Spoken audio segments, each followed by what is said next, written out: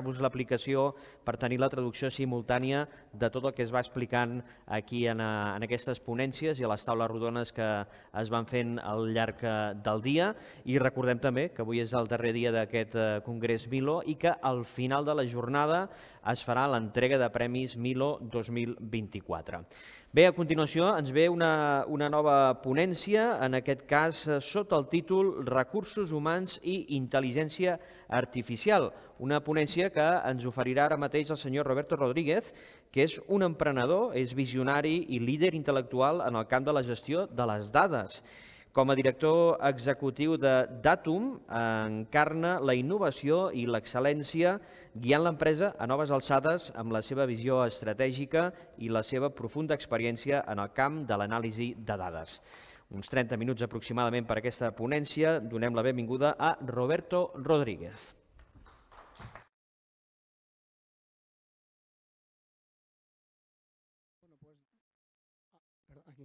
Pues David me lo ha dejado hecho. Yo soy de los que va a liderar el tema de recursos de la inteligencia artificial, ¿no? Pues yo creo, y además me viene fenomenal tu presentación, David, porque yo creo que había una reflexión que hacía Harari, ¿no? Que decía que el ser humano tenía dos grandes ventajas competitivas. Una era la fuerza física y otra era nuestra capacidad cognitiva, ¿no? Que nos ha permitido desde cazar mamuts hasta lanzar cohetes a la luna. Tuvimos la revolución industrial y toda la parte de esa de fuerza física quedó de alguna manera relegada. Nos dedicamos y apalancamos todo en nuestra capacidad cognitiva y estamos aquí a las puertas de la inteligencia artificial general, ¿no? Que pues, en 1 año, 2 años superará toda la historia del conocimiento humano y entraremos en un nuevo estadio que es lo que llaman la economía del pensamiento, ¿no? Ya no nos pagarán por lo que sabemos, sino por cómo pensamos. Y yo vengo de ahí. Yo llevo 24 años trabajando en recursos humanos, en todo tipo de empresas, más grandes, más pequeñas. Y al final un poco mi sensación en estos 24 años pues es un poco preocupante. ¿Vale? Niveles de absentismo en cifras récord, consumos de ansiolíticos en cifras absolutamente récord, niveles de suicidios disparándose en todo el mundo. Y lo que hemos acabado es convirtiendo el trabajo casi en un mal necesario, ¿no? No hace falta más que salir a tomarse unas copas con unos amigos y escuchar qué es lo que piensa la gente de su trabajo. Yo creo que al final hemos ido de alguna manera deshumanizando el trabajo y yo llevo mucho tiempo pensando, oye, ¿qué hacemos mal? ¿No? Porque las reglas funcionaban muy bien en sistemas industrializados donde contratábamos a la gente para hacer cosas muy concretas, pero en todo este nuevo escenario, ¿dónde nos vamos, ¿no?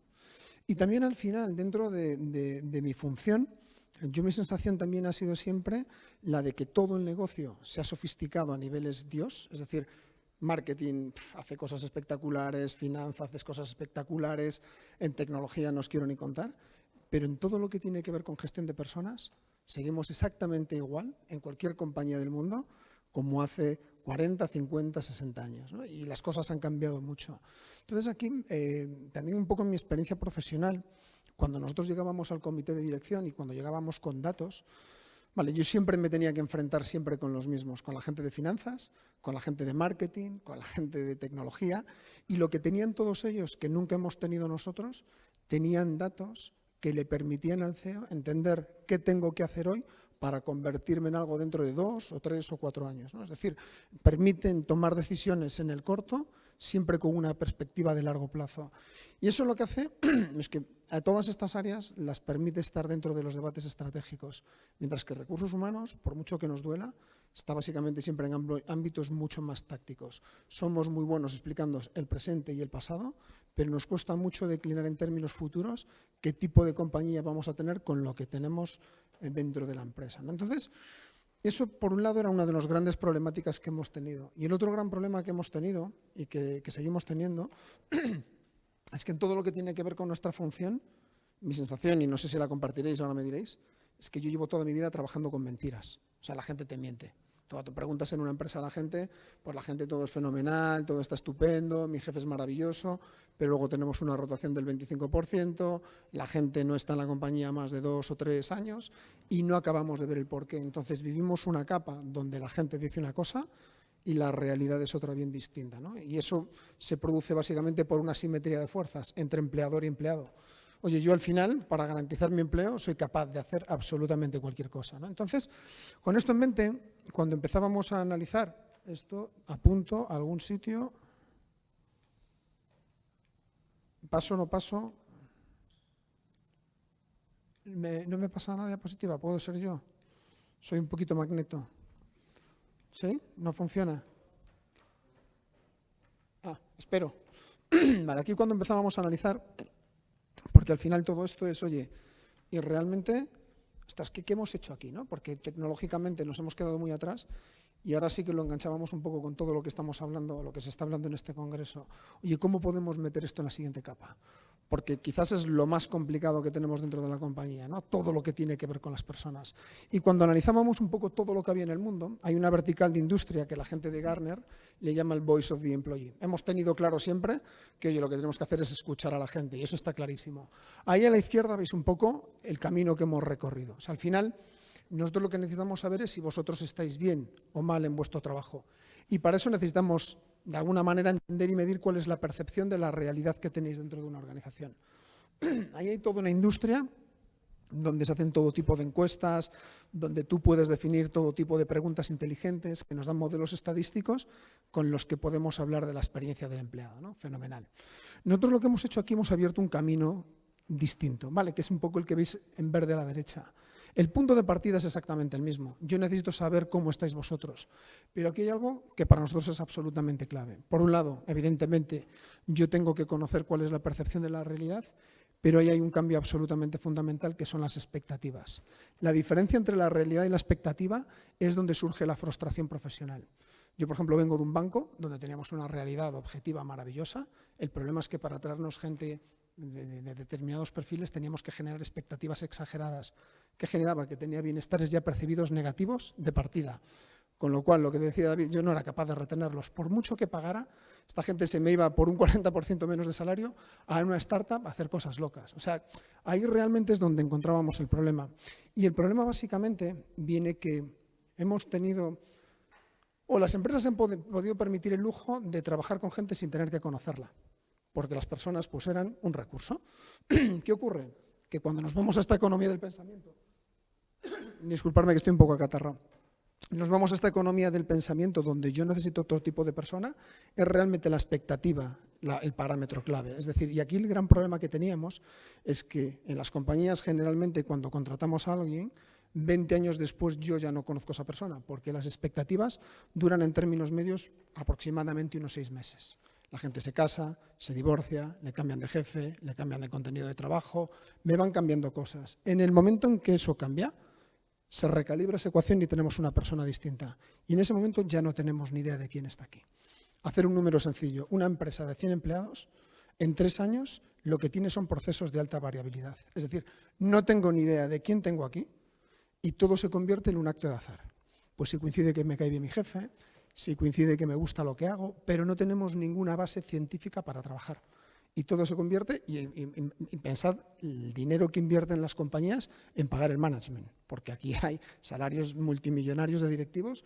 Eso es lo que empieza a provocar que el tiempo medio de una compañía no se vaya más allá de 10, 12 años. Se empiezan a desequilibrar y las compañías se empiezan a convertir en engendros, donde ya, y tenemos la sensación de que, oye, el producto, no.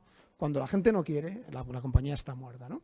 Entonces nosotros, conscientes de eso, necesitábamos poder medirlo, ¿no? Y teníamos claro que no podíamos ir por la vía de la encuesta tradicional, porque si yo os pregunto, me vais a mentir y me vais a contar una película. Vale, las entrevistas son una película, las entrevistas de salida, pues la gente también te cuenta su historia, pero todo suele ser una mentira. Entonces, veíamos que empezamos a generar modelos de inducción matemática que básicamente a través de todo un set de algoritmos lo que nos permitían era entender las causas.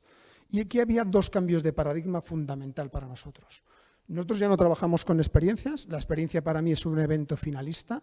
Si vosotros tenéis una mala experiencia conmigo, yo ya no la puedo cambiar. Podemos invertir tiempo en irnos a tomar cervezas, hacer offsites y jugar a las pelotitas, pero eso yo ya no lo voy a cambiar. La idea aquí es, y nuestra intención es cómo podemos meter capas de analítica predictiva y saber qué os va a pasar a vosotros profesionalmente hablando antes de que incluso vosotros lo sepáis. ¿Vale? Es decir, y eso, bueno, luego si queréis entramos a detalle. Y eso era una parte importante. Y por otro lado, y esto también era un cambio de paradigma importante, era cómo nos íbamos de la estadística, con la que llevamos trabajando toda la vida. El 37% de la gente opina que la máquina de vending no sé qué. El 28%, vale, oye, usted de 1 a 10, ¿cómo consideraría de adecuada su carga de trabajo? Alguien nos ponía un 10, estadísticamente es un dato maravilloso, pero es que por algoritmia esa persona puede resultar que esté aburrida. Y son dos cosas perfectamente compatibles que llevan a sitios muy distintos, ¿no? Entonces, desde esta perspectiva, nosotros lo que teníamos que es que empezamos a desarrollar toda una arquitectura. Nosotros necesitábamos entender por qué vosotros estáis en vuestro trabajo, ¿vale? Y ahí en ese espectro hay como dos grandes extremos. Mira, estoy aquí porque no tengo dónde caerme muerto, o estoy aquí porque pudiendo estar en cualquier parte del mundo, esta es la compañía en la que yo quiero trabajar. Y entre medias existen infinitas combinaciones. Nosotros necesitábamos poder medirlas. Empezamos a desarrollar todo un set de algoritmos con los que lo que queríamos era ver y medir el impacto que tiene el comportamiento en la organización. Para poder trabajar sobre ello, básicamente nosotros íbamos diseccionando ese compromiso en dos grandes fuerzas, ¿no? La satisfacción y la motivación.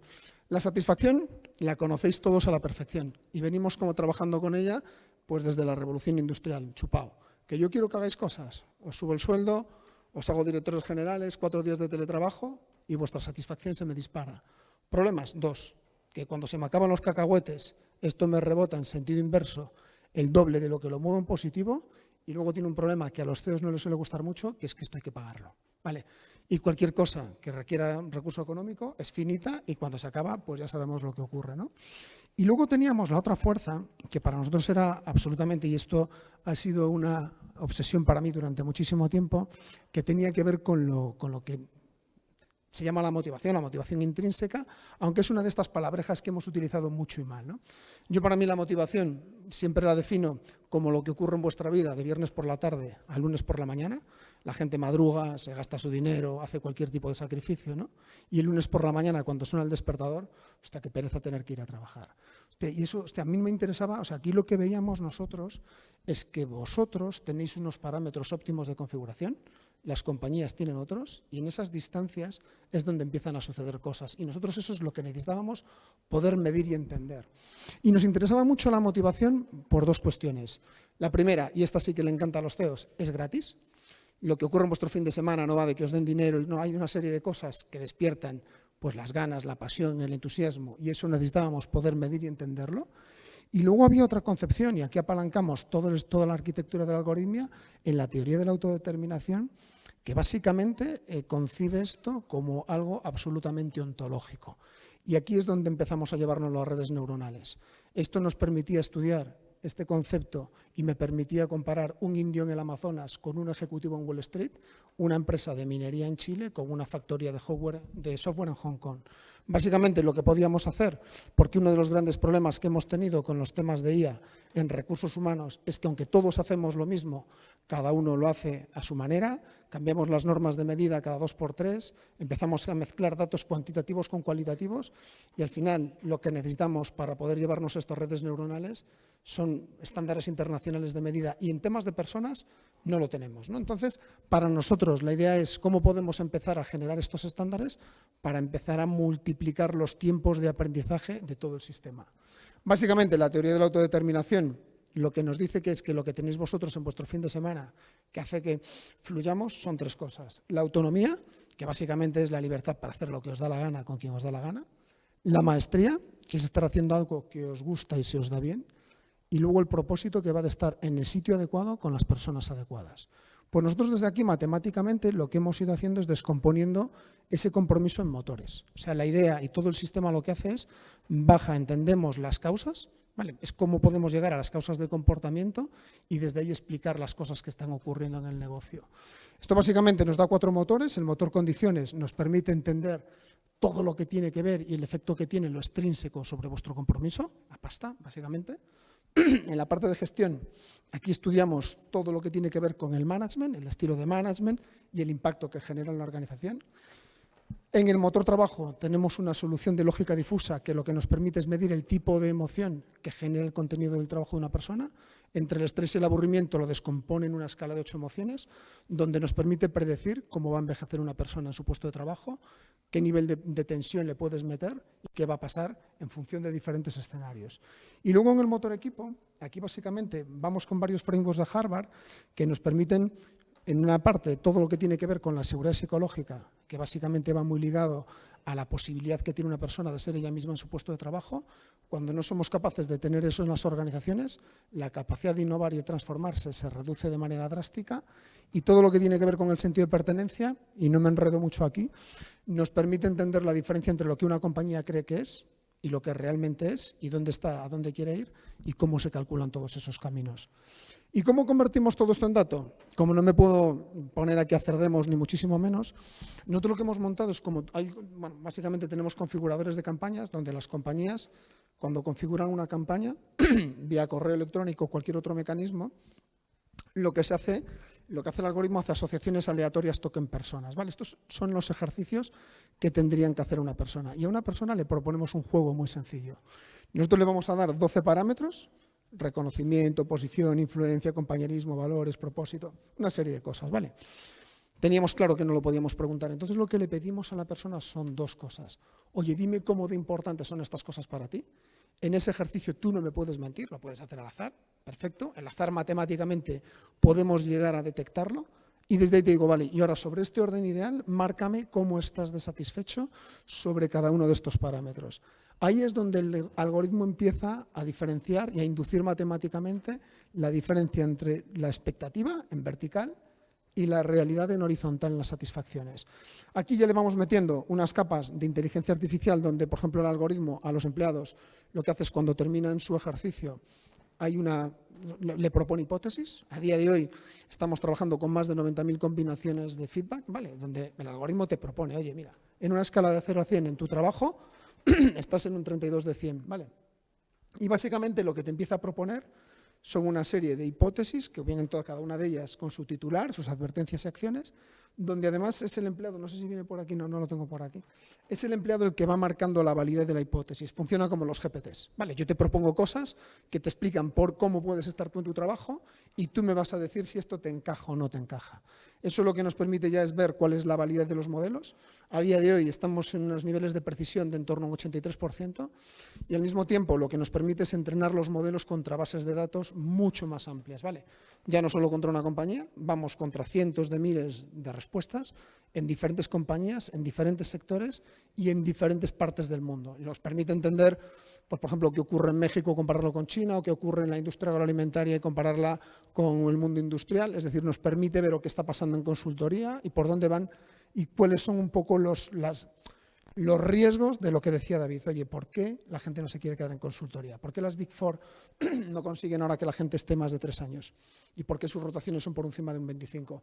Oye, ¿cuál es el problema que tenemos en España, por ejemplo, con la España vaciada? ¿Por qué la gente no se quiere quedar a trabajar en una empresa en Palencia y si prefieres a Barcelona o a Madrid cuando va a vivir muchísimo peor y va a tener un trabajo mucho más deshumanizante? ¿Por qué? Vale, o sea, empezamos a encontrarnos preguntas de este estilo que pues nos hace desde la administración a las diferentes compañías y esto nos permite ir estudiándolo. Y desde aquí, cuando las compañías cierran las campañas, lo que va haciendo básicamente toda la algoritmia agrega la información y la empezamos a descomponer, ¿no? Entonces, básicamente en un proceso de normalización, lo que hace el algoritmo nos contempla a las compañías como a 3 escalas. Niveles por encima del 70, estamos hablando de compañías bien gestionadas. Entre el 70 y el 65 vemos compañías con problemas y por debajo de 65 empezamos a tener compañías con patologías. Y no os podéis ni imaginar, ¿vale? Básicamente lo que va haciendo el algoritmo nos lo va descomponiendo. Nos ordena los motores, nos descompone la compañía por segmentos en función de gente, pues eso, comprometida, desenganchada, motivada, no satisfecha o satisfecha, no motivada, y ahí hay un mundo. Y básicamente lo que va trabajando son sobre diferentes frameworks, ¿no? Nos permite entender, pues por ejemplo, cómo se relaciona el respeto y el permiso y cómo se sienten las personas y nos marca los estilos de liderazgo, si hay más paternalismo, si la gente se siente explotada. Todo esto nos lo va llevando a casos abajo, nos permite medir los niveles de transformación. En la parte del impacto económico, y esto es una parte que le interesa mucho siempre al CEO, básicamente aquí Imaginar que yo os pago 100 a vosotros y yo de vosotros tengo un compromiso de 70. Hay 30 que yo os estoy pagando que no estoy utilizando. Pues lo que hace el algoritmo sobre la masa salarial me empieza a calcular estos importes y nos va a marcar ahí, por ejemplo, pues en este ejemplo que tenemos aquí, tenemos 900.000 euros que no estamos utilizando. Creo que viene por aquí, esperar, permitidme que venga un poquito hacia aquí. Eso lo que hace es, cuando hacemos clic, nos permite ver qué porcentaje es eso de la masa salarial.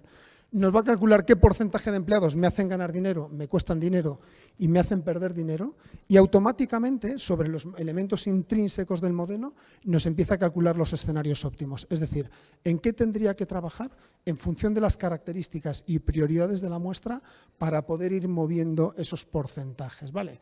Y eso es absolutamente clave con casos de uso cuando luego quiero ver por qué una tienda vende más que otra, por qué en una fábrica tengo más absentismo que en otra o por qué hay líneas de montaje que funcionan mejor que otras.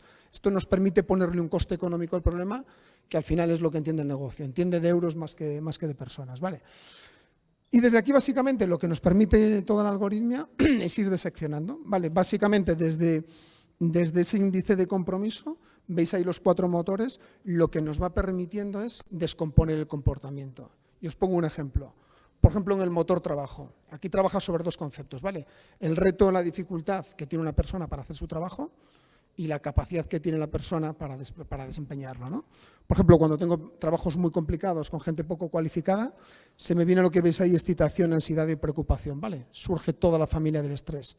Todo lo contrario, cuando tengo trabajos muy sencillos con gente sobrecualificada, aflora toda la familia del aburrimiento, control, relajación, aburrimiento, apatía, punto de fuga. Pues igual, esto le digo, oye, calcúlame por departamentos, pues quiero ver dónde tengo gente aburrida, ¿vale? Que os marco ahí, por ejemplo, en Termo tengo un 25% de la gente aburrida o en Rocket tengo un 60% de gente en apatía. Vale, esto lo que nos va a permitir es ver lo que os decía, cómo va envejeciendo la persona en su puesto de trabajo, porque básicamente cuando se incorpora en una compañía, vuestra percepción sobre el reto, las habilidades que adquirís y las cosas que os van pasando van evolucionando. Esto nos permite ir viendo cómo se mueve esto, ¿no?